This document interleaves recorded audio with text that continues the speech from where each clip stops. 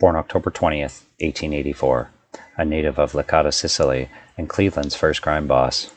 A young Lonardo and his three brothers were put to work in the local sulfur mines. Angelo Porello, a local of Licata and owner of the sulfur mine, employed his 7 sons, and side by side, the Porello and Lonardo kin would work relentlessly in the mine.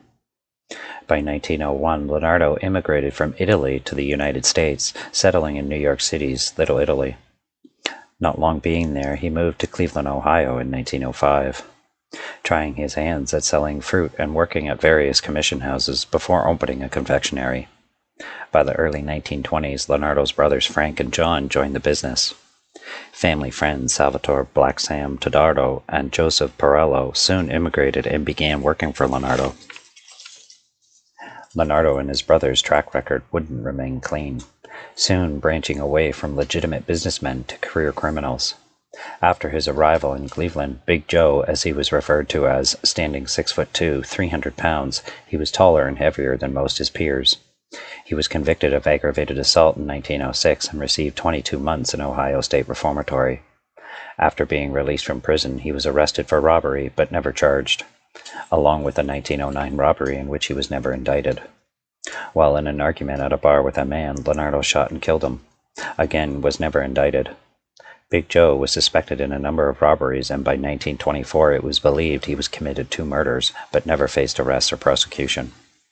When national prohibition began in 1920, which barred and banned the sale of alcohol across the United States, Lonardo became known as the Sugar Baron, dealing in corn sugar, the main and essential ingredient in corn whiskey.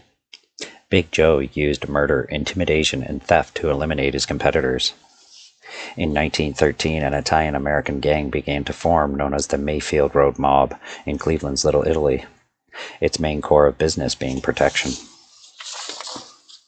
Once Lonardo's proceeds from his illegal corn whiskey came plenty, he and his brothers began the takeover of the Mayfield Road Mob, once organized, would become the dominant criminal organization in Cleveland.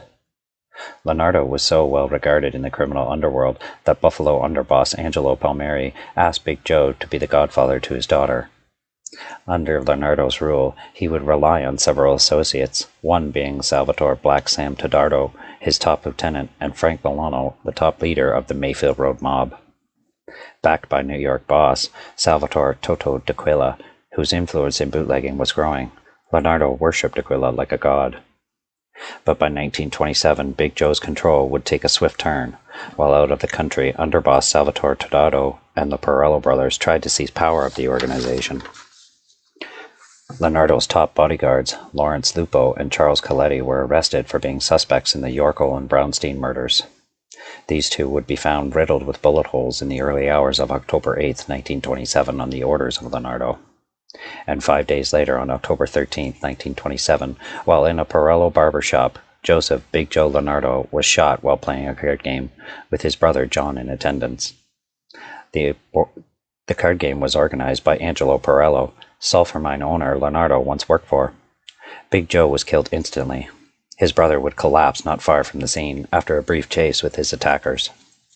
Big Joe's death would spark what would be known as the Corn Sugar War, a power grab and retaliatory blood feud, leaving another Lonardo dead and 7 Porellos dead before it ended.